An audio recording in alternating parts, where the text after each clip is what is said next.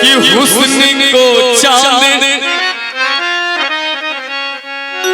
जवानी को कमल कहते हैं। अच्छी सूरत सामने आए तो गजब कहते।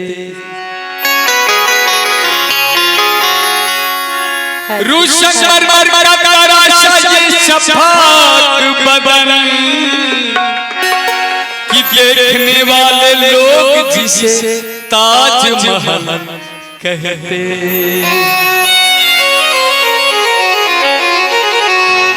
जब आंचल रात का लग रहा है और सारा आलम सो जाए, मुझसे शमा जला ताजमहल में आंचल रात का लग रहा है सारा आलम सो जाए, मुझसे शमा जला ताजमहल में आंचल रात का लग रहा है।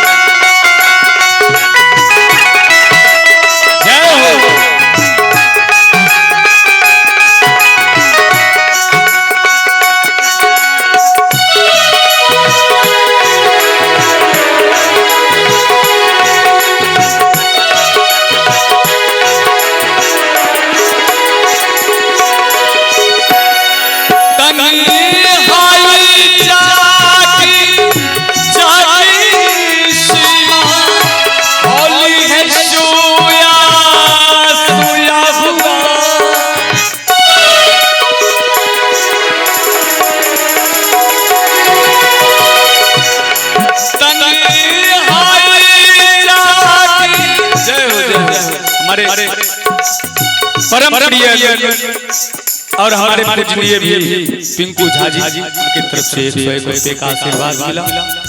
मैं कोटि नमन करता हूँ, वंदन करता हूँ, पुनः समर्पित करता हूँ।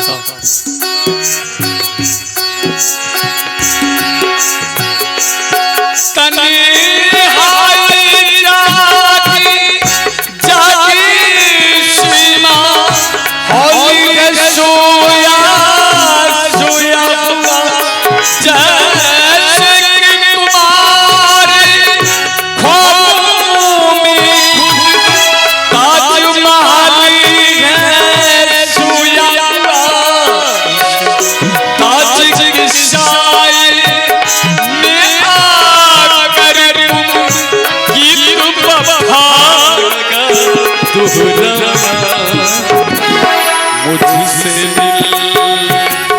शमा जला ताजमहल में आजा जग आंचल रात का लग रहा है।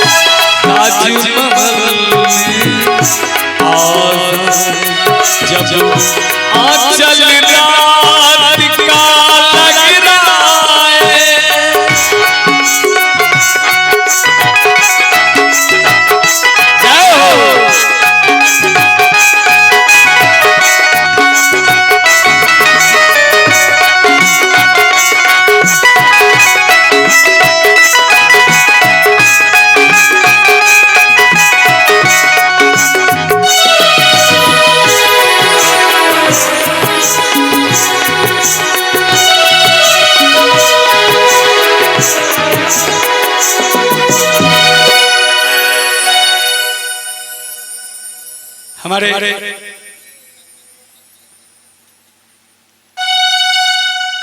अर्जुन दा जो बड़े भैया गार्जियन उनके तरफ से पुनः ये 101 रुपये का आशीर्वाद वाला कोटि कोटि नमन करता हूँ, वंदन करता हूँ और श्री चरणों में समर्पण करता हूँ। एक इनका आदेश है, चांदी जैसा रंग है तेरा सोने जैसे बाल। ये गजल का आखिरी बंद है। जो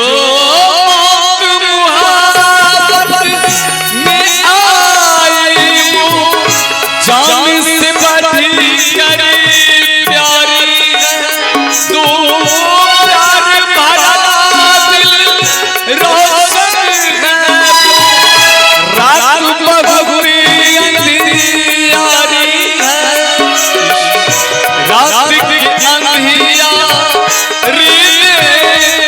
में बस एक झलक